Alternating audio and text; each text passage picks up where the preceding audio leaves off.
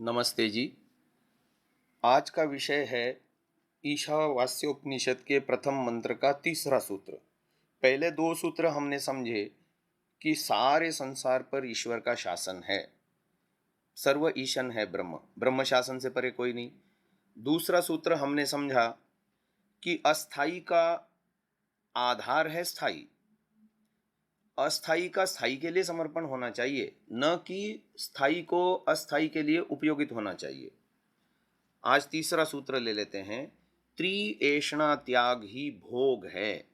पुत्रेषणा, वित्तेषणा, लोकेषणा, ये बंधन कारक हैं एषणाएं।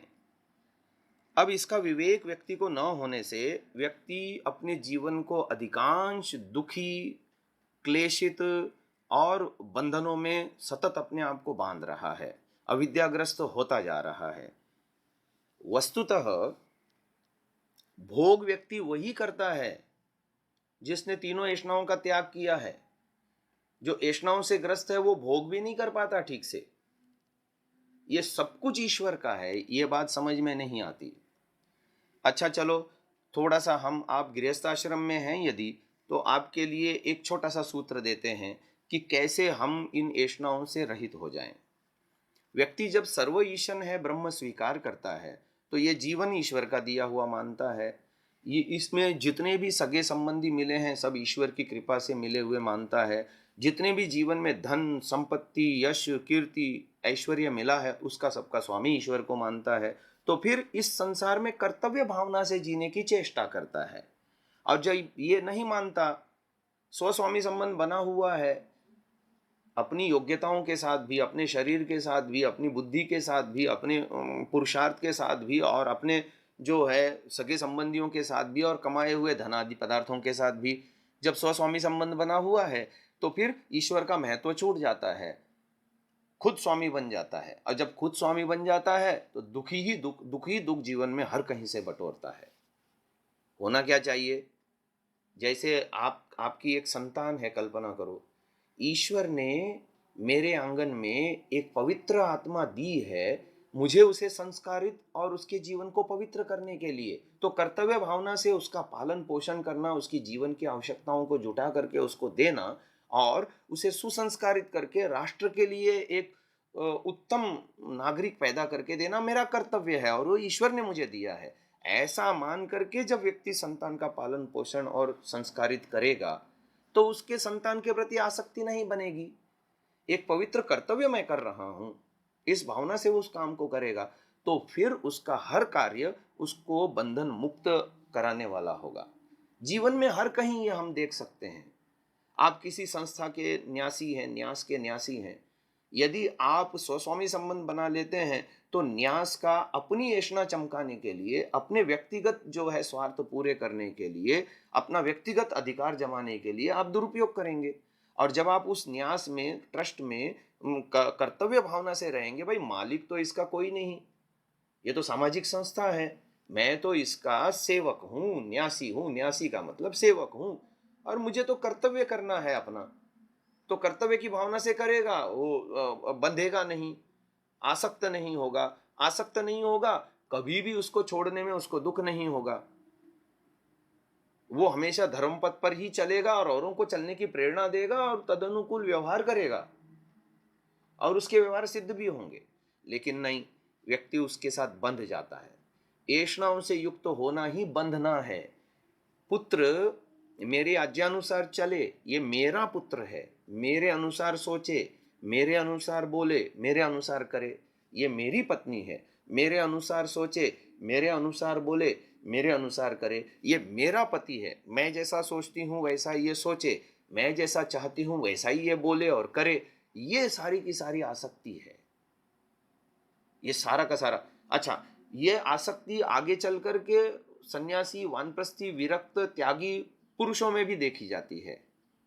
वो अपने समर्थक जुटाते हैं और आगे चल करके अपने समर्थकों की गुटबाजी भी करते हैं। अब पूरा का पूरा समाज जो है ना दुख से भर जाता है। ऊपर के दो लोग जब लड़ते हैं तो उनके उनसे जुड़े हुए दूसरे लोग भी आपस में लड़ते हैं और बहुत भयंकर जो है ना अशांति मचती है समाज में, भयंकर दुख फैलते हैं समाज में। नहीं सोचते हैं लोग ये पुत्रेशना वित्तेशना कैसे काम करते हैं, यशेशना कैसे काम करते हैं। देखो एक आदमी ताउम्र धन कमाता है, पूरा का पूरा भोग नहीं सकता, लेकिन रजोगुण तमोगुण युक्त है व्यक्ति अंदर से, तो चाहता है अधिक से अधिक भोग करूं, पर अधिक से अधिक भोग करने पर रोग होते हैं। अच्छा, एक व्यक्ति ने 1 करोड़ रुपया कमाया, उसमें से मुश्किल से 1 लाख 2 लाख रुपया वो भोग पाएगा, बाकी धन पड़ा रहेगा। जब वो चला जाएगा तो सारा का सारा छोड़ के चले जाने वाला है, तो फिर धन उसका कहाँ हुआ। आप कहीं घूमने के लिए जाते हैं हिल स्टेशन पर, तो अपने 2 बैग भर के ले जाते हैं, वहां पर एक हफ्ता भर किसी होटल में रुकते हैं, तो जब वापस आते हैं तो सामान बटोर करके अपना ले आते हैं ना, या वहीं छोड़ के आते हैं। वहां छोड़ के तो नहीं आते, क्योंकि वो आपका सामान था। यदि इस संसार में आपने जो धन कमाया और जिसके प्रति आप स्वामी संबंध बना रहे हैं अंदर से, ये मेरा धन है, मेरी संपत्ति है, मेरी जमीन है, मेरा जो है सब कुछ है, यश कीर्ति है, तो फिर जब आप छोड़ के चले जाते हो तो अकेले क्यों जाते हो। साथ में ले जाओ ना, धन भी ले जाओ, मकान भी ले जाओ, संपत्ति ले जाओ, लेकिन नहीं, आप एक छदाम भी नहीं ले जा सकते।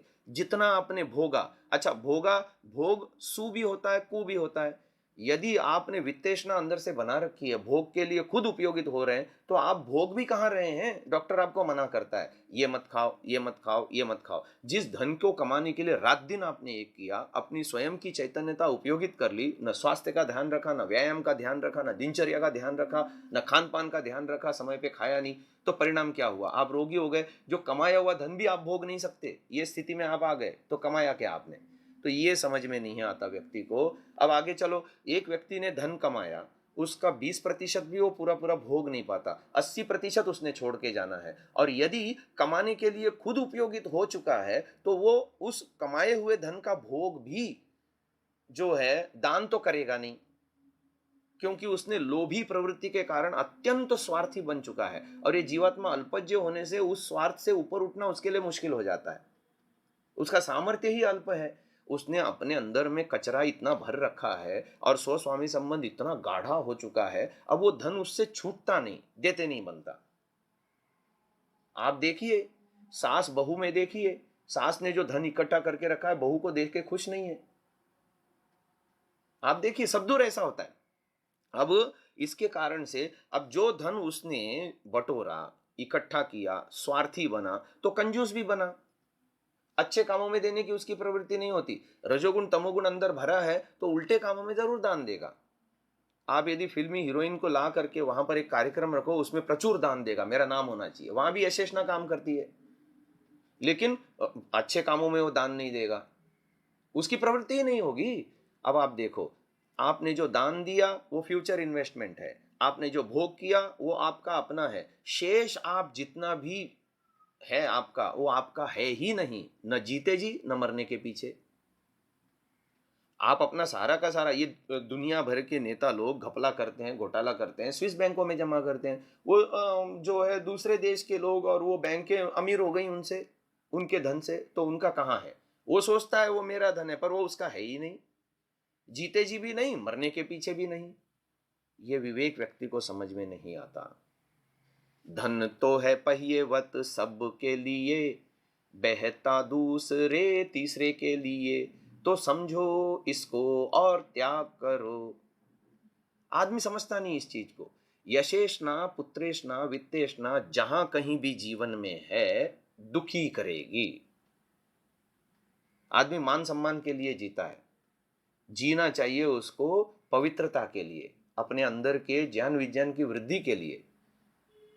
उसके बजाय आदमी जो है यश कमाना चाहता है, वो चाहता है मेरा नाम हो, मेरी प्रशंसा हो। अरे भाई, प्रशंसा ब्रह्म की होती है हमेशा। हमारे अंदर जो भी अच्छाइयाँ हैं, जो भी हम अच्छे काम करते हैं, वो ईश्वर की कृपा से करते हैं, ईश्वर के दिए हुए ज्ञान विज्ञान से करते हैं, ईश्वर के दिए हुए साधनों से करते हैं, ईश्वर के दिए हुए उत्साह आदि से हम पुरुषार्थ कर पाते हैं। अंदर ईश्वर बैठा है, शुभ कर्मों में हमें सतत प्रेरित करता है, और शुभ कर्म करने पर भीतर से आनंदित आदि भी करता है, शांति आदि भी देता है, अच्छे अच्छे अच्छे ज्ञान विज्ञान से हमको भर देता है। लेकिन नहीं, ईश्वर का योगदान उसने हटा दिया और मैं स्थापित कर दिया।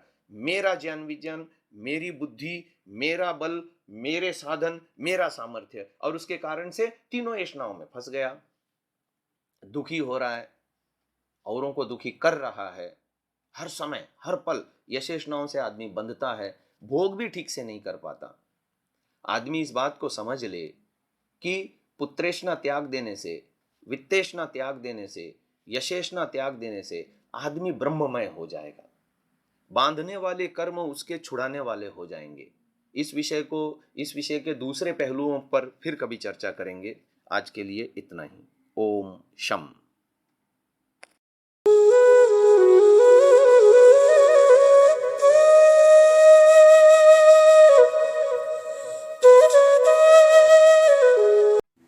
डाउनलोड सांसा ऐप, आरवीरदल ऐप, विजिट sansa.org, rvirdal.in।